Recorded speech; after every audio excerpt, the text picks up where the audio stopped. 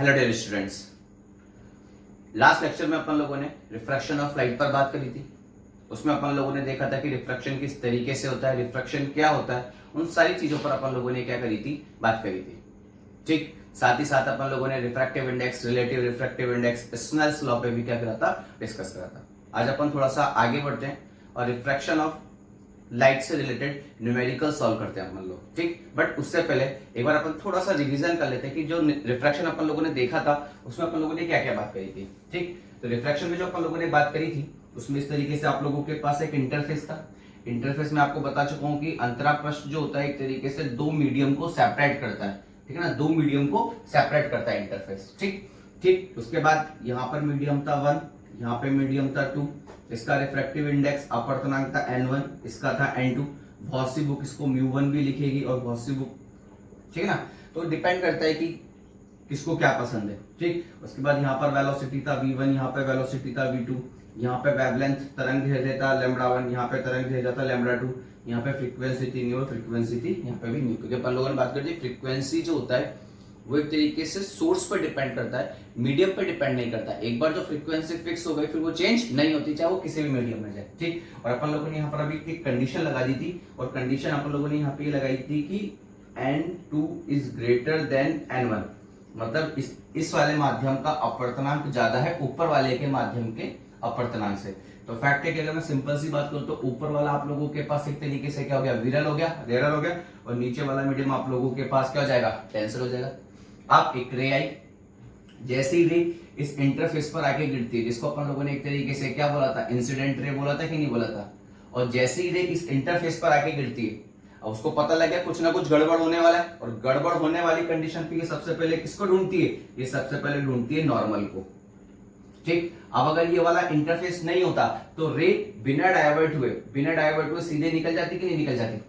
लेकिन अब रे किधर की तरफ जा रही है, अब रे जा रही है रेयर मीडियम से डेंसर मीडियम में। तो फैक्ट है कि जो रे बेंड होगी वो इधर की तरफ बेंड होगी कि नहीं होगी, टुवर्ड्स नॉर्मल बेंड होगी, इस तरीके से इधर की तरफ बेंड होगी। ठीक, और ये एंगल था आप लोगों के पास एंगल ऑफ इंसिडेंस, आपतन कोण, और ये था एंगल ऑफ रिफ्लेक्शन, ठीक है ना, अपवर्तन कोण। अब आप बहुत ध्यान से देखना, और अपन सबको पता है कि अगर n2 is greater than n1 है, n2 is greater than n1 है, तो अपन लोगों ने रिफ्रैक्टिव इंडेक्स के डेफिनेशन में क्या देखा था, n is directly proportional to 1/v होता है। ठीक, तो फैक्ट है कि अगर n2 ग्रेटर देन n1 है तो फिक्स है कि जो v2 होगा वो लेस देन होगा किससे, v1 से, क्योंकि इस मीडियम से इस मीडियम में। क्यों, क्योंकि अब n2 ग्रेटर देन n1 से मतलब ये ऑप्टिकली डेंसर हो गया, सघन माध्यम हो गया, और सघन माध्यम में, डेंसर मीडियम में जो लाइट की स्पीड है वो क्या हो जाती है, एक तरीके से कम हो जाती है कि जाती है। क्यों, क्योंकि उसको पास होने के लिए क्या करनी पड़ती है, मेहनत करनी पड़ती है, मशक्कत करनी पड़ती है। और ये रीजन है कि इस वाले मीडियम में वेलोसिटी क्या जाएगी, कम, और इस वाले मीडियम में वेलोसिटी क्या होगी, इसके रेस्पेक्ट में ज्यादा होगी। आई बात समझ में आप लोगों को। ठीक, और यहीं पर ही अपन लोग बात करते हैं। अब रे को जाना तो सीधा था लेकिन थोड़ा सा बेंड हो गया इधर की तरफ, तो यहाँ पे टोटल इतना डेविएशन हुआ था नहीं था, इसको अपन लोगों ने कितना बोला था, Δ1 विचलन हुआ कि नहीं हुआ, और ये विचलन आप लोगों के पास कितना होगा, बहुत ध्यान से देखना। ये लाइन नॉर्मल है और ये लाइन अगर ये बिल्कुल सीधे जाती तो ये पूरा एंगल आप लोगों के पास आई बनता है कि नहीं बनता, ठीक है ना, ये पूरा एंगल आई, इसमें से आर गया तो आप लोगों के पास कितना बचेगा, आई माइनस आर बचेगा कि नहीं बचेगा। और कौन सी डायरेक्शन में, ये हो गया आप लोगों के पास क्लॉकवाइज डायरेक्शन में। अगली बात में इसी तरीके से यहां पर अगर मैं बात करता हूं एज इट इज यही का यही डेटा, ये पूरा डेटा यहां पे लिख दो। ठीक, लेकिन यहां पर अपन कंडीशन क्या लिख देते हैं, यहां पे कंडीशन लिख देते हैं n1 ग्रेटर देन n2। अब n1 greater than n2 it means ऊपर वाला मीडियम क्या हो गया, डेंसर, तो नीचे वाला मीडियम आप लोगों के पास क्या हो जाएगा, रेयर। एक लाइट आई इस तरीके से इंटरफेस पर आके गिरी, जैसे इंटरफेस पर आई, इंटरफेस पर आते ही उसको लग गया कुछ ना कुछ गड़बड़ है, गड़बड़ होते ही वो सबसे पहले किसको ढूंढती है, नॉर्मल को। ठीक, अब जैसे ही नॉर्मल मिला तो ये आई। अब अगर ये इंटरफेस नहीं होता तो रे बिना डाइवर्ट हुए सीधे निकल जाती, लेकिन अब रे किधर से किधर की तरफ जा रही है, डेंसर से रेयर की तरफ जा रही है, तो फैक्ट है away from the normal bend हो जाएगी इस तरीके से, और ये एंगल आप लोगों के पास कितना हो जाएगा, आर। ठीक, और अगर मैं सिंपल से तो ये सीधी लाइन, और अगर ये बिल्कुल सीधा जाता तो ये एंगल आई बनता है कि नहीं बनता, तो ये पूरा आर, ये आई, तो आपका डेविएशन विचलन कितना हुआ, तो हो जाएगा Δ2 इक्वल टू आर माइनस आई, और क्या लिखोगे, एंटी क्लॉक वाइज। अगली बात समझा आप लोगों को। ठीक, तो ये अपने पास नॉर्मल हो गया, ये अपन लोगों के पास क्या हो गया, एक तरीके से इंसिडेंट रे हो गई, आपतित किरण हो गई, ये अपन लोगों के पास ये वाली जो रे हो जाएगी ये क्या हो जाएगी, रिफ्रैक्टेड रे हो जाएगी। आई बात समझ में आप लोगों को? ये सारी बातें अपन लोगों ने यहाँ पे करी थी, और साथ ही साथ अपन लोगों ने इसके लॉस पे जो बात करी थी वही first incident ray, normal and refracted रे। आपतित किरण, अभिलंब और अपवर्तित किरण एक ही तल में होते हैं। देख लो आप लोग, एक ही तल में स्थित है, इसी तल में आ रहा है, इसी तल में नॉर्मल है और इसी तल में रे रिफ्लेक्ट होकर जा रही है। अगर रे इस तरीके से जा रही है, देखना इस तरीके से जा रही है और इस नॉर्मल से दूर हट रही है, ऐसे जाके वो कभी ऐसे नहीं जा सकती। अरे बस में, क्योंकि इस वाले में जो एन और इंसिडेंट रे का जो प्लेन है, उसी प्लेन में किसको होना पड़ेगा? रिफ्रैक्टेड रे को होना पड़ेगा, अपवर्तित किरण को होना पड़ेगा। ठीक, और इसी के साथ अपन लोगों ने यहाँ पे जो मेन, जो बहुत काम आएगा अपन लोगों के, अब थ्रू आउट पूरा काम आएगा, स्नेल्स लॉ। ये आप लोगों को बहुत अच्छे से याद रखना है बेटा। ठीक, स्नेल्स लॉ में अपन लोगों ने क्या बात करा था कि जो साइन आई अपॉन में साइन आर का रेशो होता है। अब देखो साइन आई अपॉन में sine are, sine I upon में साइन आर का जो रेशियो होता है वो एक तरीके से किसके इक्वल होता है? रिफ्रैक्टिव इंडेक्स के इक्वल होता है, अपवर्तनांक के इक्वल होता है। लेकिन यहां पे अब आप बहुत ध्यान से देखना, आप मीडियम 1 से मीडियम 2 में जा रहे हो, तो यहां पे जो रिफ्रैक्टिव इंडेक्स होगा, अपवर्तनांक होगा, वो रिलेटिव होगा कि नहीं होगा? सापेक्ष अपवर्तनांक होगा कि नहीं होगा? अब आप बहुत ध्यान से देखना, आप इस वाले मीडियम से 1 वाले मीडियम से 2 वाले मीडियम में जा रहे हो। मीडियम 1 से किस में एंटर कर रहे हो? मीडियम 2 में। तो आप किसका रिफ्रैक्टिव इंडेक्स, किसका अपवर्तनांक कैलकुलेट करोगे? N2 का। किसका कैलकुलेट करोगे? N2 का। किसके रेस्पेक्ट में? जिसमें से आ रहे हो। किसमें से आ रहे हो? N1 में से। तो ये हो जाएगा N2 अपॉन में N1। ये हमेशा याद रखना। ठीक, तो साइन आई अपॉन में साइन आर, तो जिसमें इंटर कर रहे हो उसका रिफ्रैक्टिव इंडेक्स कैलकुलेट करेंगे। किसके रेस्पेक्ट में? जिसमें से आ रहे हो। तो ये हो जाएगा साइन आई। अब देखो आई ये रहा, जबकि आई ये रहा, जबकि ऊपर कौन है? नीचे वाला मीडियम का रिफ्रैक्टिव इंडेक्स है। आर ये रहा, जबकि सामने कौन है? ऊपर वाले मीडियम का रिफ्रैक्टिव इंडेक्स है। तो इस चीज को बहुत अच्छे से याद रखना। ठीक, और आप सबको पता है N2 अपॉन में N1 को मैं क्या लिख सकता हूं? V1 अपॉन में V2, और V1 अपॉन में V2 को कैसे लिख सकता हूं? लैम्बडा 1 अपॉन में लैम्बडा 2। ये मेरे पास सबसे इंपॉर्टेंट है, जिसको मैं एक तरीके से अब थ्रू आउट, जब तक अपना रिफ्रैक्शन वर्ड काम आएगा, रिफ्रैक्शन का मतलब मीडियम चेंज होना। मीडियम चेंज होना मतलब किसको पकड़ना है अपन को? हमेशा जाके स्नेल को पकड़ना है जाके हमेशा। आई बात समझ में आप लोगों को? देखो इसको एक बार,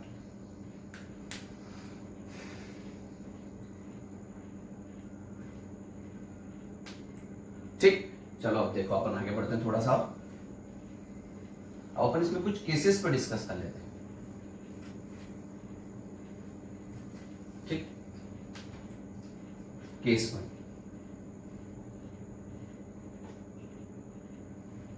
अब आप लोगों के पास ये इंटरफेस है। ठीक, ये आप लोगों के पास इंटरफेस है।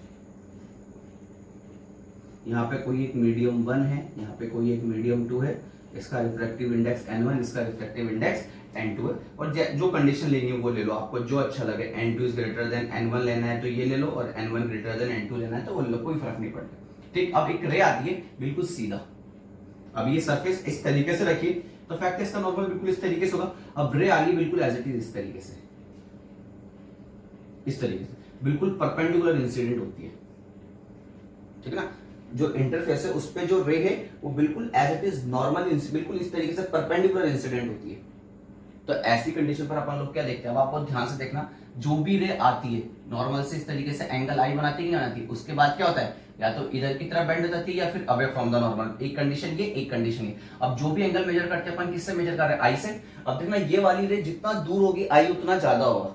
अब जैसे जैसे आप इधर की तरफ मूव करते जाएंगे आई की वैल्यू कम कम कम कम, एक टाइम पे कितनी हो जाएगी? 0। इट मींस इस वाले केस में अगर मैं बात करूंगा, इस वाले केस में अगर मैं बात करूंगा तो जो एंगल ऑफ इंसिडेंस है वो आप लोगों के पास आपतन कोण की वैल्यू कितनी है? 0। तो ऐसी कंडीशन पे आप बहुत ध्यान से देखना। तो यहाँ पे स्नेल लॉ लगाऊं तो साइन आई अपॉन में sine are equal to N2 upon में N1 लिखूंगा कि नहीं लिखूंगा? साइन आई अपॉन में साइन आर, जिसमें जा रहा हूं उसका रिफ्रैक्टिव इंडेक्स, उसका अपवर्तनांक किसके सापेक्ष? जिसमें से आ रहा हूं N1 के सापेक्ष। ठीक, तो ऐसी कंडीशन पे कितना हो जाएगा? साइन आर कैलकुलेट करना है मुझे। तो साइन आर इक्वल टू आप लोगों के पास यहां से कितना हो जाएगा? साइन ये इधर जाओ तो आप लोगों के पास हो जाएगा साइन आई N1 अपॉन में N2। तो ऐसी कंडीशन पे साइन आर इक्वल टू कितना हो जाएगा? साइन 0 डिग्री N1 अपॉन में N2। साइन 0 की वैल्यू कितनी होती है? 0।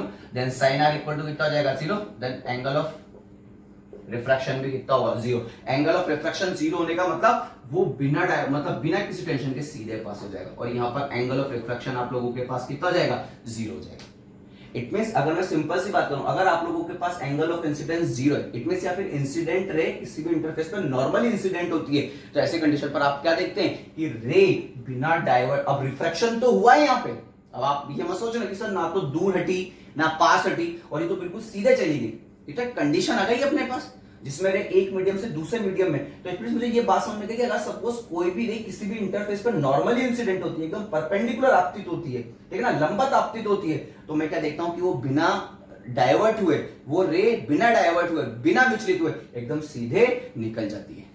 तो ये एक तरीके से ये नो डेविएशन की कंडीशन है। आई बात में, मतलब इट मींस इसमें जो रे है वो डाइवर्ट नहीं होगी। आई बात समझ में, ठीक। तो केस फर्स्ट में तो मुझे ये समझ में आएगा कि अगर मुझे नो डेविएशन वाले केस में बात करना है तो किसी भी रे को किसी भी इंटरफेस पे नॉर्मली क्या करवा दूं, मैं इंसिडेंट करवा दूं, तो रे डाइवर्ट नहीं होगी। अब और कौन से केस में पॉसिबल है कि रे डाइवर्ट ना हो, और कौन से केस में पॉसिबल है कि जो रे है वो डाइवर्ट ना हो,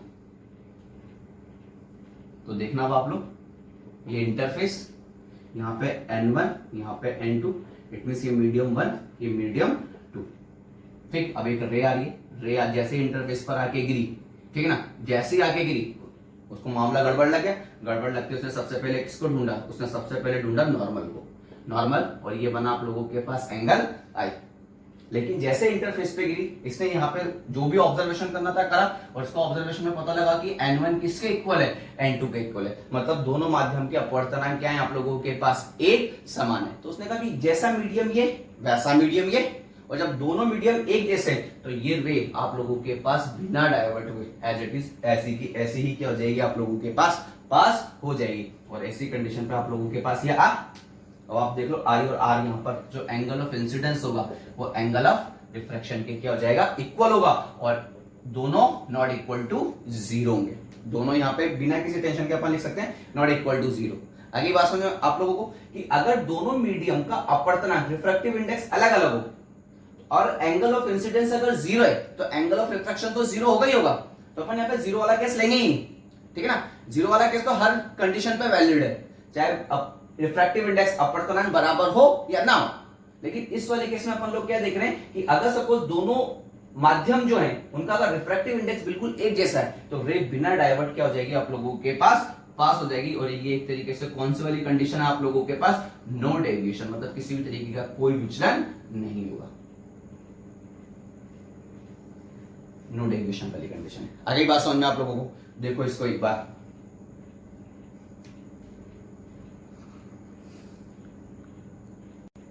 आया समझ में बेटा। अब अपन रिफ्रैक्शन से रिलेटेड क्वेश्चंस देखते हैं बेटा। क्वेश्चन नंबर 1 देखना, आप लोगों को एक इंटरफेस दे रखा है, ऊपर है मीडियम 1 एयर और नीचे है मीडियम 2।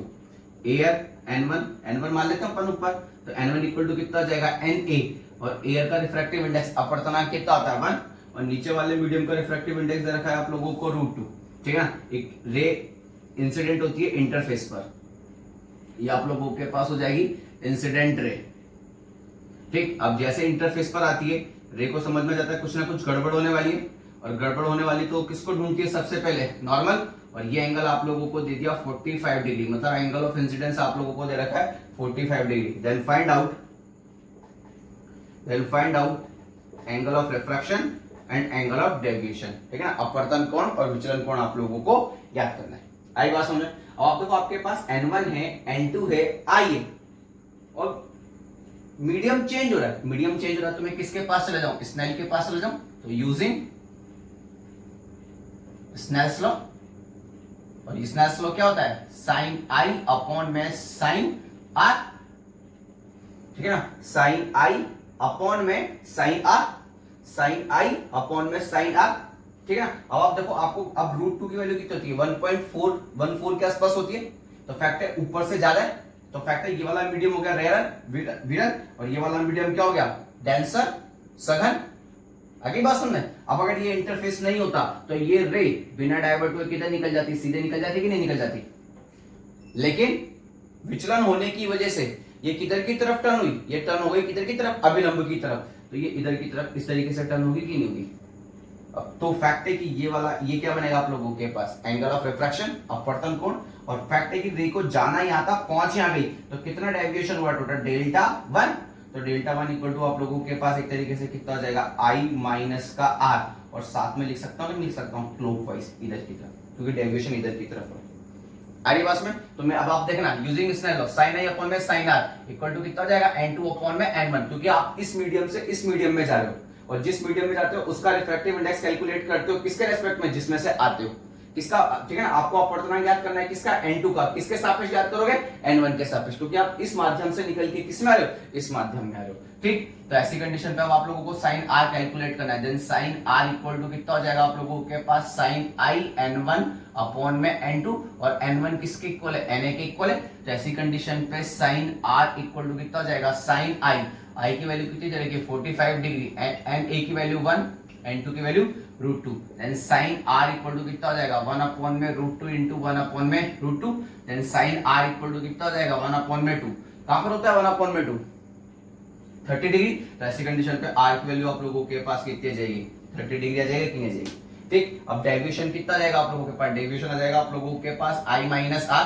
i कितना दे रखा है आप लोगों को, i दे रखा है 45 डिग्री, और r की वैल्यू निकल के कितना आ गया 30 डिग्री, तो आप लोगों के पास डेविएशन कितना निकल के आ जाएगा 15 डिग्री, और साथ में क्या लिखोगे आप लोग क्लॉकवाइज, इन क्लॉकवाइज डायरेक्शन।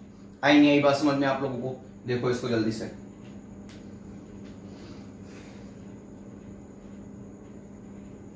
ठीक, नेक्स्ट क्वेश्चन करते हैं हम अपन,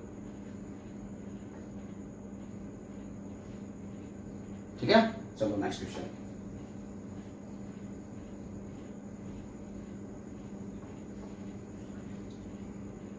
नेक्स्ट क्वेश्चन में आप लोगों को डेटा कुछ इस तरीके से दे रखा है, ये इंटरफेस है, यहाँ पे वही आप लोगों के पास ये मीडियम 1 हो गया, ये मीडियम 2 हो गया, ये आप लोगों के पास एयर हो गया, ठीक है ना, it means n1 equal to na equal to 1 हो गया, और यहाँ पर n2 इक्वल टू आप लोगों को दे रखा है √3, n2 इक्वल टू कितना दे रखा है √3। अब जो इंसिडेंट रे वो इस तरीके से आती है, इंसिडेंट इस तरीके से आ रही है आपके पास। फैक्टर जैसे इंटरफेस आती है सबसे पहले किसको ढूंढना है, नॉर्मल, अगर ये इंटरफेस नहीं होता तो रे भी ना डाइवर्ट हुए सीधे निकल जाती, लेकिन अब आप देखो किसकी, अब ये √3 है, 1.7 के अप्रोक्स इसकी वैल्यू होती है, ऊपर 1 है, तो अब डेंसर से, अब नीचे वाला मीडियम है डेंसर, ऊपर वाला मीडियम है रेयर, ये हो गया सघन, ये हो गया विरल, अब सघन से विरल में जा रही है, तो फैक्ट है नॉर्मल से दूर हटती की नहीं हटती, अब जो रे वो इधर की तरफ बेंड हो जाएगी। अगर इंटरफेस नहीं होता तो सीधा जाना था, लेकिन अब इधर बेंड हो गया, तो फैक्ट है कि अगर मैं सिंपल सी बात वही कैलकुलेट करना है मुझे, आर कैलकुलेट करना है और साथ में डेविएशन कैलकुलेट करना है। ठीक, तो अब ये फैक्ट है कि ये पूरा एंगल आप लोगों के पास कितना होगा आर, और ये वैल्यू आप लोगों को दे रखी है, ये वैल्यू आप लोगों को दे रखी है 30 डिग्री, कितना रखा है ये वैल्यू आप लोगों को 30 डिग्री गिवन है। ठीक, तो ये वाला डेविएशन होगा कि नहीं होगा आप लोगों के पास, और ये डेविएशन आप लोगों के पास कितना हो जाएगा आर माइनस आई हो जाएगा, क्योंकि ये पूरा आप लोगों के, अगर मैं सिंपल सी बात करूं तो ये वाला एंगल, ये एंगल आप लोगों के पास आई है, ये आई है, और ये पूरा आर है, तो फैक्ट है आपके पास ये कितना जाएगा आर माइनस आई, और साथ में क्या लिखोगे एंटी क्लॉकवाइज, क्यों, क्योंकि डेविएशन इधर की तरफ हो रहा है, डेविएशन इधर की तरफ हो रहा है। तो ऐसी कंडीशन पे वापस वही using Snell's law, then sin i upon में sin r। अब आप बहुत ध्यान से देखना, इस मीडियम से चल के आप ऊपर जा रहे हो, इस मीडियम से चल के आप ऊपर जा रहे हो, तो किसका रिफ्रैक्टिव इंडेक्स कैलकुलेट करोगे n1 का, किसके रेस्पेक्ट में n2 के रेस्पेक्ट में, तो यहां पर अब आप जो लिखोगे वो क्या लिखोगे n1 अपॉन में n2। पहले तो बात समझ में आएगी नहीं आप लोगों को। ठीक, तो ऐसी कंडीशन पे अब आप लोगों को क्या कैलकुलेट करना है sin r, then sin r equal to कितना आ जाएगा sin i into n2 upon में n1।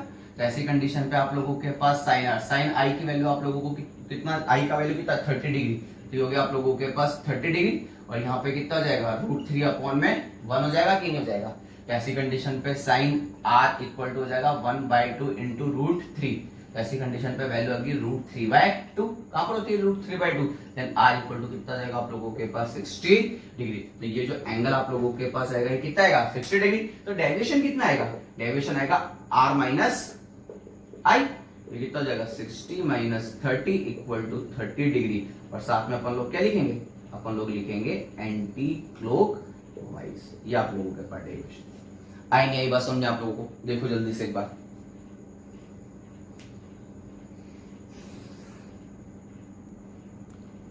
नेक्स्ट क्वेश्चन देखो बेटा।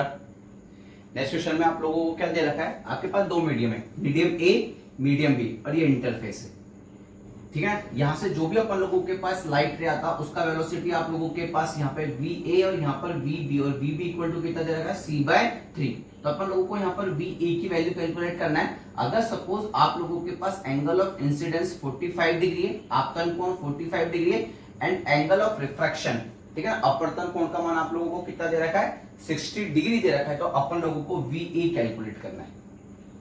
आगे बस में अपन मान लेते हैं कि इसका रिफ्रैक्टिव इंडेक्स एन ए है, अपवर्तनांक एन ए है, और इसका आप लोगों के पास कितना है एन बी है।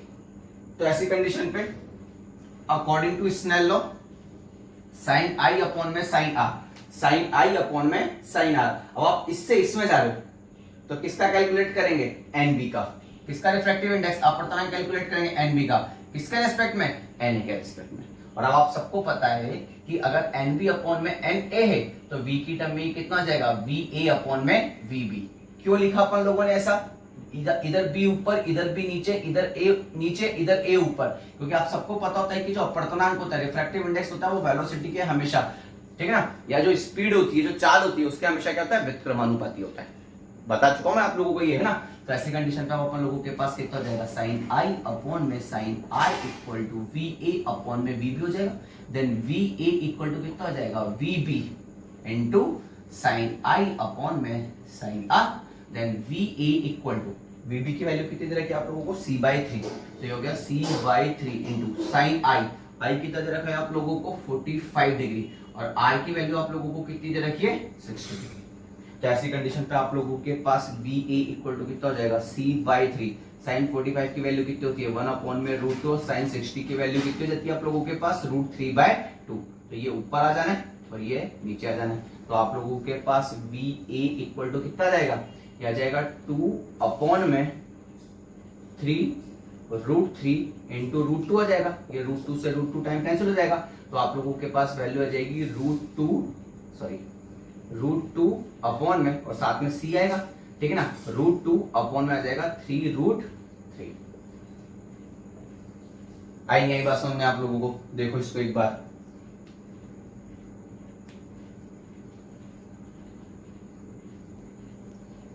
ठीक है बेटा, नेक्स्ट क्वेश्चन देखो क्या कह रहा है वो, a light ray incident on a glass sphere जिसका रिफ्रैक्टिव इंडेक्स अपवर्तनांक दे रखा है अपन लोगों को √3 at an angle of incidence 60 degree, then find out the angles R R dash E and the total angle of deviation after two refraction. अपन लोगों को क्या दे रखा है कि स्फीयर दे रखा है जिसका अपवर्तनांक आप लोगों के पास कितना है √3 है।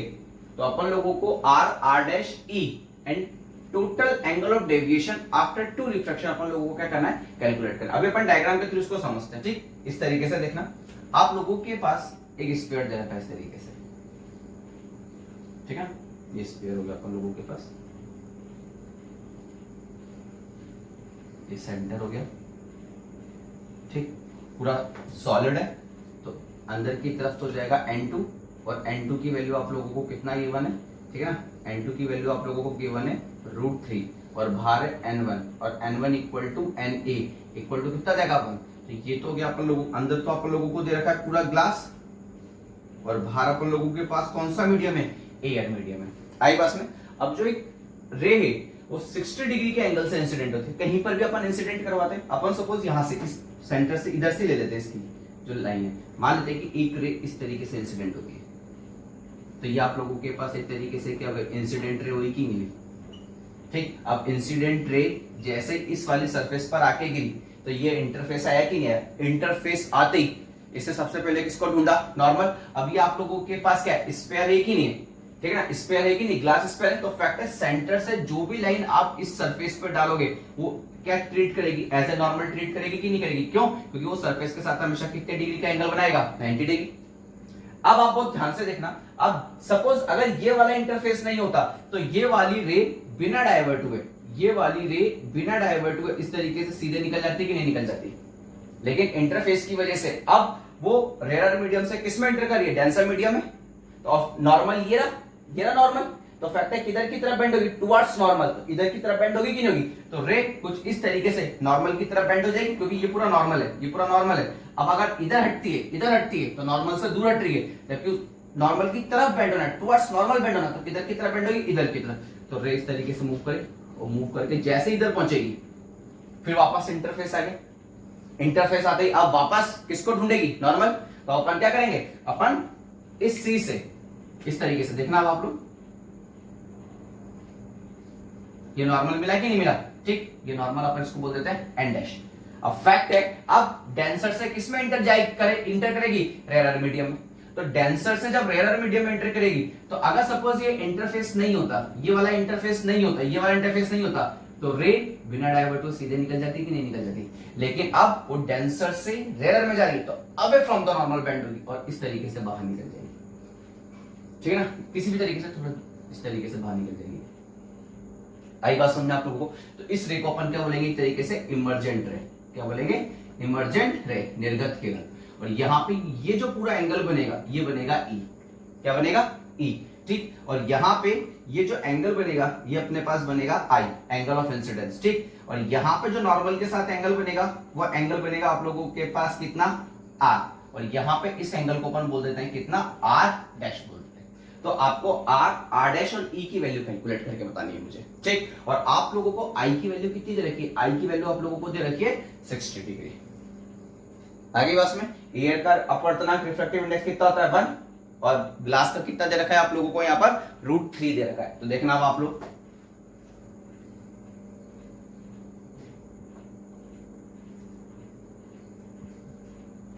ठीक, पहले अपन इधर आर की वैल्यू कैलकुलेट करते हैं। अब रे इधर वाले मीडियम से N1 से किसमें एंटर कर रही है, N2 में। तो ऐसी कंडीशन पे अपन क्या यूज करेंगे, साइन आई अपॉन में sine are equal to N2 upon में N1, क्योंकि 1 से 2 में जा रहे हो तो 2 का रिफ्रैक्टिव इंडेक्स कैलकुलेट करोगे, ठीक है ना, 2 का अपवर्तनांक ज्ञात करोगे, किसके सापेक्ष, 1 के सापेक्ष। अगली बात में ऐसी कंडीशन पे साइन आर इक्वल टू आप लोगों के पास कितना हो जाएगा, साइन आई इंटू N1 अपॉन में N2 हो जाएगा, ठीक। तो फैक्ट ऐसी कंडीशन पे हो जाएगा sine are equal to sine I की वैल्यू कितनी है आप लोगों के पास 60 डिग्री, N1 की वैल्यू कितनी है 1, और N2 की वैल्यू आप लोगों के पास कितनी है √3।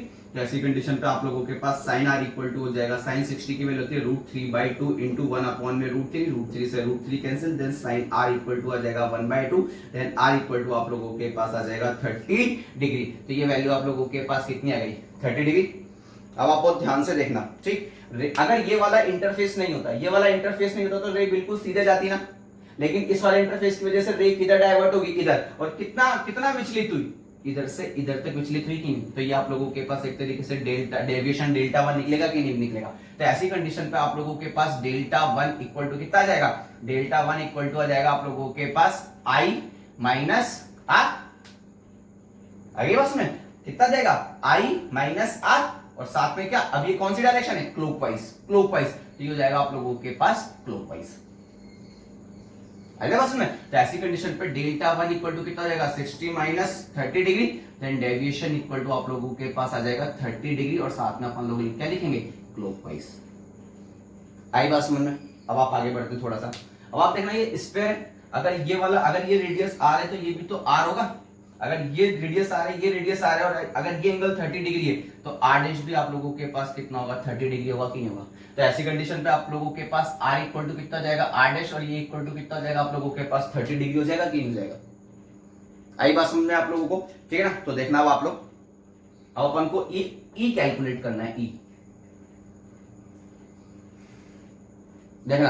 अब आप जैसे इस वाले इंटरफेस के लिए बात करोगे, इस वाले इंटरफेस के लिए बात करोगे, तो अब आप N2 मीडियम से निकल के किस में जा रहे हो, N1 मीडियम में जा रहे हो, N2 से निकल के किस में जा रहे हो, N1 में जा रहे हो। तो ऐसी कंडीशन पे अब आप देखना, ये रे ऐसे जाके इस सरफेस पे गिरी, तो ये अब आर डैश किसकी तरह बिहेव करेगा, किसकी तरह व्यवहार करेगा, एंगल ऑफ इंसिडेंस आपतन कोण की तरह व्यवहार करेगा। और जो अब बाहर निकल गए तो ये जो एंगल ऑफ इमर्जेंट होगा, ठीक है ना, निर्गत कोण होगा ई, ये किसकी तरह बिहेव करेगा, एंगल ऑफ रिफ्रैक्शन, अपवर्तन कोण की तरह बिहेव करेगा कि नहीं करेगा। तो ऐसी कंडीशन पर अगर मैं यहां पर स्नेल लॉ लगाऊंगा तो स्नेल लॉ क्या लगेगा, साइन आर डैश अपॉन में sine e, sine r dash upon में साइन ई, आ गई बात सुनने। अब मैं कौन से मीडियम से कौन से मीडियम में जा रहा हूं, N2 से जा रहा हूं N1 में, तो मैं किसका कैलकुलेट करूंगा, अपवर्तनांक N1 का, किसके सापेक्ष कैलकुलेट करूंगा, N2 के सापेक्ष। आ गई बात सुनने।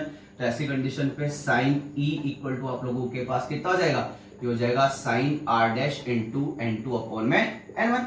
तो ऐसी कंडीशन पे आप लोगों के पास sine equal to sine R dash की वैल्यू आप लोगों के पास कितनी है, 30, ठीक है ना, 30 हो जाएगा। और N2 की वैल्यू आप लोगों के पास कितनी है, √3। अब N1 की वैल्यू कितनी है, 1। ऐसी कंडीशन पे sine E equal to √1/2 into √3। तो आप लोगों के पास एक तरीके से E की वैल्यू कितनी आ जाएगी, आएंगे बस सुनने आप लोगों को। E की वैल्यू हो गई। अब आप बहुत ध्यान से देखना, अगर ये वाला इंटरफेस नहीं होता तो रे बिल्कुल सीधे जा रही थी ना, लेकिन इस इंटरफेस की वजह से रे इधर डाइवर्ट हो गई। कितना डाइवर्ट होगी, इधर से इधर गई कि नहीं गई। और ये आप लोगों के पास एक तरीके से हो जाएगा ΔH2, और ΔH2 इक्वल टू आप लोगों के पास एक तरीके से कितना हो जाएगा, E माइनस R डैश होगा कि नहीं होगा। क्यों होगा, क्योंकि देखो अगर मैं सिंपल सी बात करूं तो अगर ये पूरा E है तो ये R डैश होगा कि नहीं होगा। तो अगर ये E और ये R डैश, तो ऐसी कंडीशन पे आप लोगों के पास ΔH2 इक्वल टू कितना हो जाएगा, E माइनस R डैश, और साथ में क्या जाएगा, क्लॉकवाइज। तो ऐसी कंडीशन पे कितना हो जाएगा, 60 माइनस 30 डिग्री। तो आप लोगों के पास आंसर आ जाएगा 30 डिग्री क्लॉकवाइज ΔH2। आई बस में, इट मींस यहाँ पे रहेगा कितनी बार डेविएशन होगा, कितनी बार विचलन होगा, 2 बार। एक बार यहां पर हुआ क्लॉकवाइज, एक बार यहां पर हुआ वो भी क्लॉकवाइज। तो टोटल जो डेविएशन होगा, ठीक है ना, कुल विचलन जो मेरे पास होगा वो मेरे पास एक तरीके से डेल्टा इक्वल टू कितना जाएगा, ΔH1 प्लस ΔH2। अब दोनों ही क्लॉकवाइज है, ठीक है ना, पहले भी 30 डिग्री आया था, अभी भी 30 डिग्री आया, और कौन सी डायरेक्शन में है, क्लॉकवाइज। तो ऐसी कंडीशन पे ये कितना जाएगा, 60 डिग्री। टोटल कितना जाएगा आप लोगों के पास क्लॉकवाइज डायरेक्शन में। आई नहीं आई बस में, देखो इसको बेटा,